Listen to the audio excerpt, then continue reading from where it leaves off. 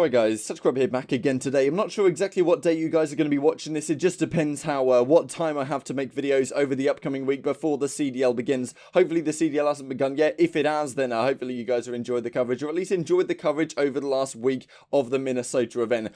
Today wanted to talk about game fuel in the UK and this rumour that's gone around, this clip on stream, on Scump stream, talking about how game fuel, Mountain Dew amp game fuel may not be allowed in the UK. I've done some research into this. I can't exactly find anything that explicitly says this, so I'm not sure exactly this is the case, but of course the issue of energy drinks more generally I might discuss in today's video as we go on, because it's a pretty interesting topic. Few other things to go into first though, so if you guys enjoy, subscribe if you're new as always. The algorithm and myself and the rest of the community would greatly appreciate it, I am sure. And yeah, plenty of topics to discuss today. Leave your thoughts down below as always, as I'm sure you will. Firstly, thanks to Colton for pointing this out to me. RST says, imagine a Call of Duty without sliding, that'd be nice. I'll slide into Hill for you any day of the week. I remember when you used to slide in for me. Bit of a throwback really to the OpTic gaming situation last season. Of course, there's rumour that still maybe this has come back to light, right? With Dashy potentially wanting to join the Chicago Huntsmen and getting stuck on OpTic. We didn't really want to be on OpTic gaming. We heard about that a while ago. Apparently trying to get swapped out for Gunless. That clearly didn't work out, and he's on the OpTic gaming team for the upcoming season, but maybe wants to get back with Scump. At least when I'm recording this video, there's no announcement on Modern Warfare League play as yet. Black Ops 4 League players quoted at CDL Intel says here, launched 132 days after the game was released. It's been 83 days since Modern Warfare was released, but this was on the 16th of January, so even more since now. But at least we had we had an inkling, or at least we had some rumors that League play was coming along. But we've still got plenty of days left to hit the Black Ops 4 margin. But some announcements would be nice, surely, out of the side of Infinity Ward. Maybe they've already happened by the time this video goes live. Wanted to go through a couple of things from Clayster here then. Breaks my heart to see the CDL get torched for literally every decision they make. Not saying they're all the correct ones, but this year was supposed to be the evolution for us, and it seems to be the perception that we are regressing, which is an interesting concept. And I think this probably is shared to some degree within the community, that people on the whole think that the CDL, it's not clear yet that it's a step in the right direction. It may well prove to be, but at least the first season, we're seeing some difficulties, right? And as Lethal then says in reply, there's a reason grade school teachers made our dumbasses do outlines before so many assignments, so we don't run into things like this and so many others throughout the majority of games and esports. And, some of the issues with that, and, so some replies to this. The real more interesting one, I guess, is this reply to Clayster from Anna Apicella. What's the backlash about today? Implying that every single day there's a new thing that people are complaining about, which I agree to some degree, right? People like to complain, people like to have issues with things.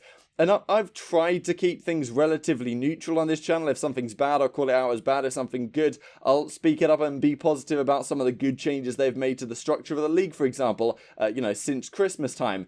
However, some things come out and it's just like, why are we stepping in this direction? Especially given Adam Apicella ran MLG and dominated the event scene and made some of the best events ever. Like, I watched quite a lot of stuff from the Counter-Strike community, and I think there was something in the 100th episode of By the Numbers on the New Year period where they were like, okay, which organization, tournament organizer would you like to go back into CSGO and put on an event that hasn't been in there for a while? And the reverberating answer was MLG from, I think, the MLG Columbus Major back in 2016, where Adam Apicella and the guys did a great job. They've done that for Call of Duty. They've seen how Call of Duty can be. The directions we're stepping now aren't necessarily the best. And Methodz says, jerseys. I didn't see anything controversial, might have missed it. Jerseys. The jerseys are cool. People need to stop being negative Nazis and chill. I think maybe Adam would think slightly differently if he'd looked into it a little bit more. And given they're all homogenized, they're $75 at minimum, $74.99. If you want a hoodie, you can pay $60 for a very basic one, or even up to $100, right? And the jerseys kind of look like t-shirts anyway.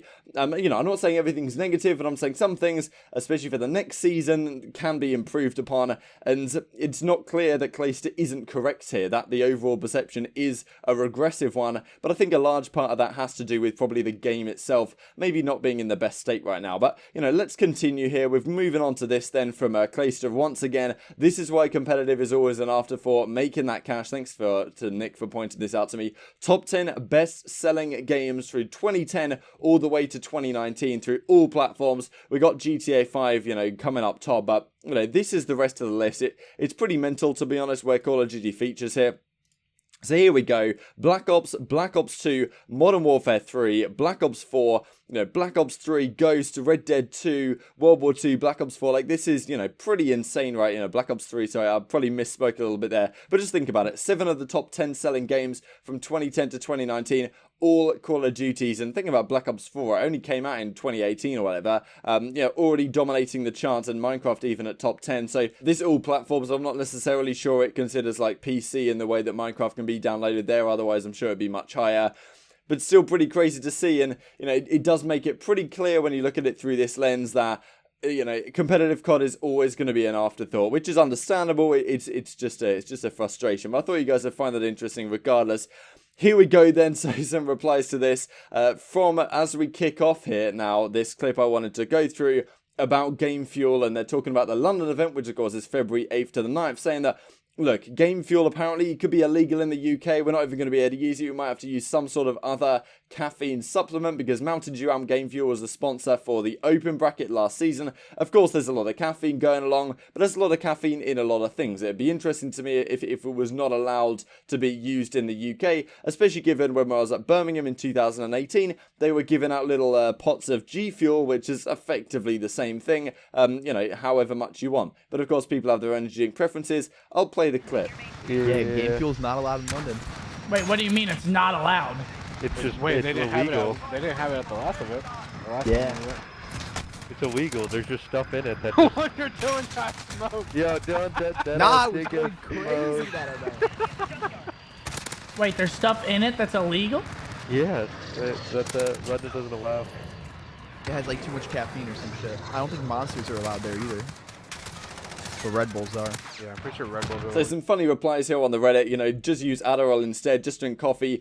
Doesn't actually have that much caffeine, especially compared to something like Bang. There's some interesting replies here related to, sugars and alternative sweetness, because of course sugar's been a thing that governments are cracking down a lot on lately, which makes sense. Carbohydrates are not necessarily that good for us. This is a very interesting discussion, honestly, that I hadn't really got into before regarding sugars versus artificial sweeteners.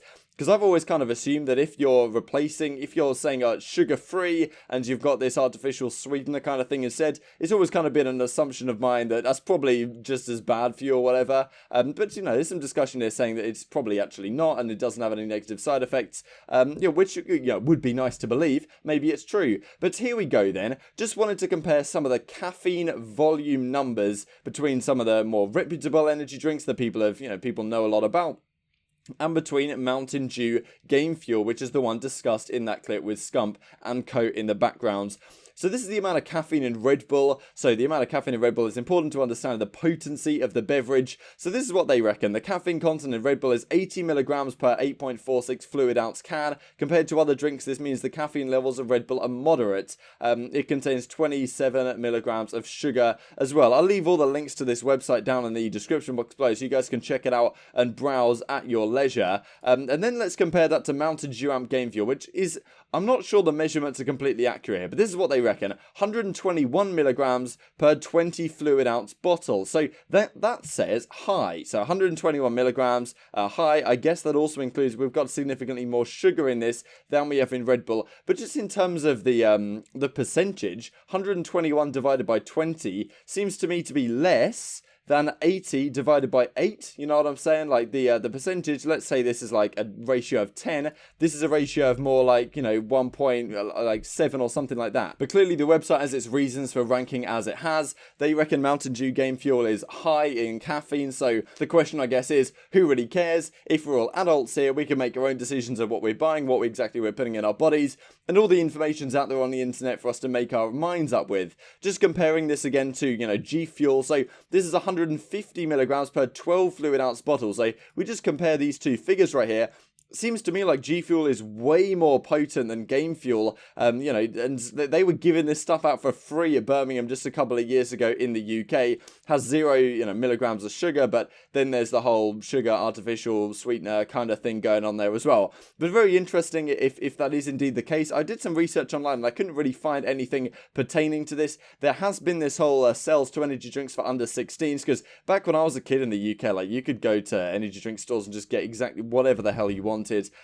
Nowadays, sales of energy drinks to children under 16 have been banned in most major supermarkets. If you could probably still go into a newsagent and get an energy drink if that's how it works, but retailers will ban the sale of energy drinks containing more than 150 milligrams of caffeine per litre, which is significantly lower limit than what we're talking about with, G Fuel, for example, 150 milligrams per just 12 fluid ounces. So, interesting to see.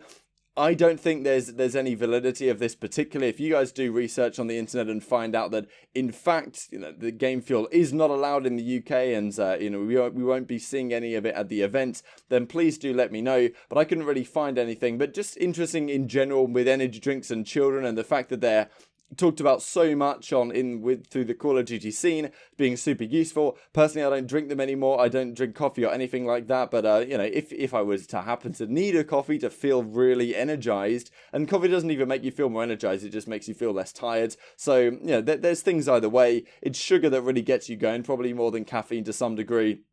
But, I'm intrigued. Obviously, the pros are cracked out on this stuff. Then again, you've got the whole Adderall pipeline coming into the scene as well. That probably makes much more difference than a Monster. But, intriguing to see. Of course, Game Fuel being one of the big sponsors. I don't think there's anything particularly about London, though. But, maybe I'm wrong. Just wanted to go through this then before we finish the video for today. This is something I've been noticing a lot on Twitter lately. Of course, the pros have big money now. They're on fantastically huge contracts. They're going out, they're buying Gucci, they're buying Rollies, they're driving nice rides, all of this stuff, and they're spending a lot of money that not necessarily they're going to have in the future. And I think LG Steve is bang on the money here, and I think some of the pros are getting into like stock trading and this stuff, and I'm not saying that's a recipe for disaster, but all the literature on stock trading says that the more often someone trades on average, the more likely you are to lose money. But just a little bit of implication. CDL players, please get money managers and advice. Stop blowing your play checks on material crap like Gucci and Rollies. Your careers and this salary won't last long compared to your lifespan. This money needs to last for your future. Be smart, plan. Come talk to me if you need help. That's the thing. Everyone gets in the opinion that everything that's going on now is going to keep lasting indefinitely into the future. The pros, as Slash has talked about, you've got to make the most of the league while it lasts. We don't know how long the league is going to last in this current format, if things are going to change, if there's going to be a big correction in the esports industry in terms of the valuations of a lot of things, and in terms of player salaries. It's better to save while you can if you're a professional player. It does frustrate me to see the amount of money being splashed on the timeline on, as Steve says, material crap. But I'd be intrigued to hear your thoughts down below. Of course, you owe yourself something, but maybe don't go mental with it. But yeah, intrigued to hear your thoughts once again. Like if you guys enjoyed, subscribe if you're new as always. Thanks for watching. I'll see you next time.